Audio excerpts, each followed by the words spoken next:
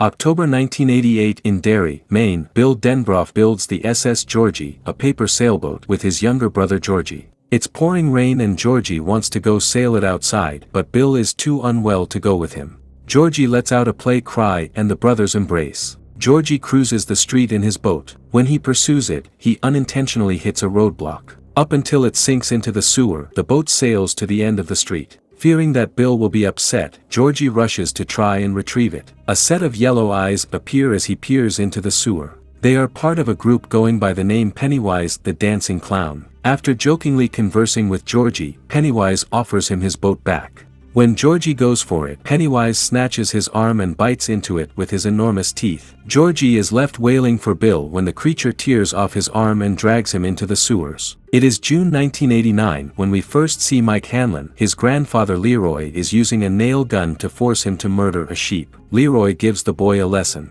Today is the last day of classes. Bill is leaving to begin his summer with his pal Richie Tozier, Eddie Kaspbrak, and Stanley Uris, who together make up the Losers Club. Regretfully, they encounter Henry Bowers, the insane bully at the school, together with his thugs Patrick Hochstetter, Victor Chris, and Belch Huggins. After the punk makes fun of his pals, Bill tells Henry he stinks. Henry walks up to Bill with a menacing demeanor until he realizes that his father, Officer Bowers, is standing behind Bill. He licks his palm and smears it on Bill's face before turning to go. Ben seems to be feeling a crush on Bev as she signs his yearbook. Bill's father Zach chastises him for building a model of Derry's sewer system out of tubes when he arrives home, since Zach still thinks Georgie is the only one who is gone. Zach advises him to come to terms with Georgie's passing. Mike makes a delivery at the butcher business. Sounds like hammering and screaming come from around the alley behind the door. A number of charred hands protrude when the door opens. After that, Mike spots Pennywise. Stan is at his bar mitzvah, studying at the synagogue.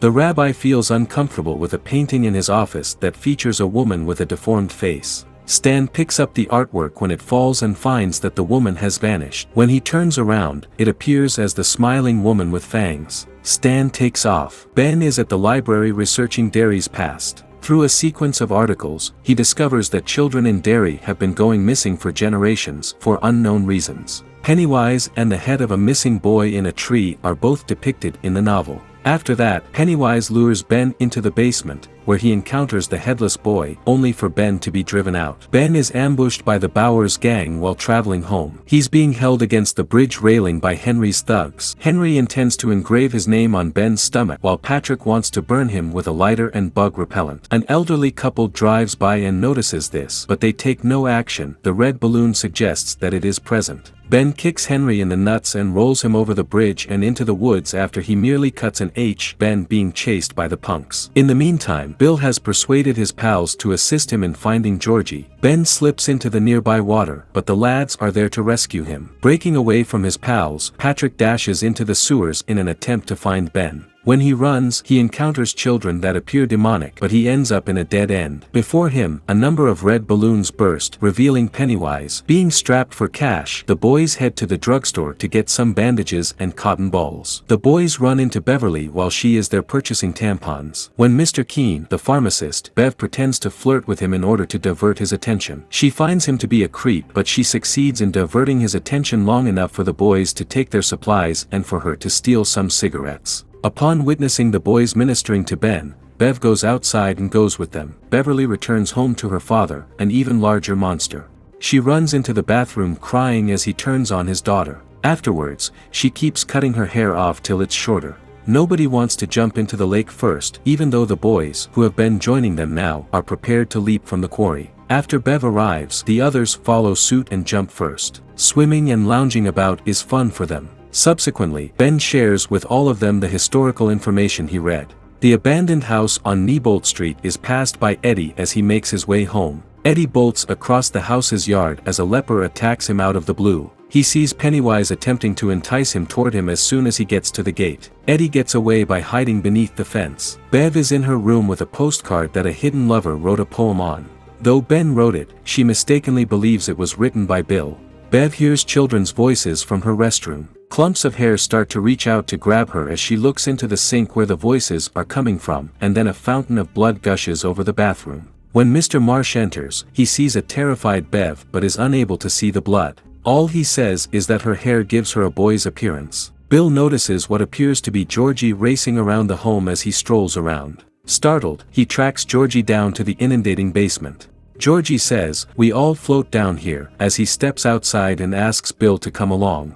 "You will also float. You'll float too," is repeated by him until he screams and breaks down. Then, after emerging from the sea, Pennywise tries to capture Bill, but Bill flees the basement. The youngsters notice Mike's bike and the Bowers gang's car. When they get to the creek, they discover Mike is being harassed by punks for being black. When Bev tosses a rock at Henry's head, the two groups start hurling rocks at each other. Is rendered comatose. Bill shares what he observed in his home as the kids and Mike leave. Eddie confirms his account of seeing Pennywise. Mike talks about what he saw and how his parents died trying to burst through the door to his room, their flesh melting to the bone.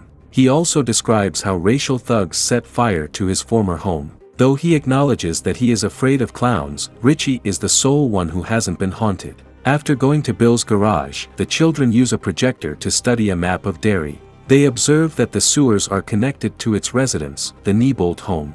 Then, the projector begins to operate on its own, displaying images of Bill and Georgie with their parents, but with Pennywise's face superimposed on their mother. After they topple the projector, it continues to play until Pennywise completely appears on the screen and makes an attempt to capture the children. Before he can hurt them, they are able to escape the garage. The losers confront it head-on at the Neibolt residence. Bill, Richie, and Eddie go inside. When Richie discovers a missing poster of himself, he becomes quite upset. Bill reassures him that it isn't real. When Pennywise discovers Eddie, he and his companions get split up. He breaks his arm when he falls through the floor and landing in the kitchen. He is attempted to be reached by Bill and Richie via 3 doorways.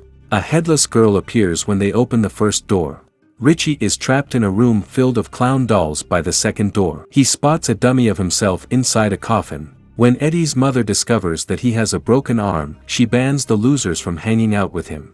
Next, Richie states that they almost killed themselves chasing Georgie, which leads to a fight between Bill and Richie. Too scared to continue, the other males split off, and the losers split apart. The children have carried on with their daily activities as August approaches. Greta, the pharmacy employee behind the counter, informs Eddie that the medications he is picking up for his asthma are actually placebos. Afterwards, she inscribes "loser" on his cast arm. Using his father's gun, Henry is shooting stuff with Vic and Belch. Officer Bowers arrives to get the gun from Henry after he gives Belch the order to bring him a cat to shoot. Then, in an attempt to degrade Henry in front of his pals and show him to be a coward, he shoots the ground surrounding Henry's feet. Henry discovers a red balloon on his mailbox later. A knife that it sent is within. When he gets inside, the TV is on and his father is fast asleep.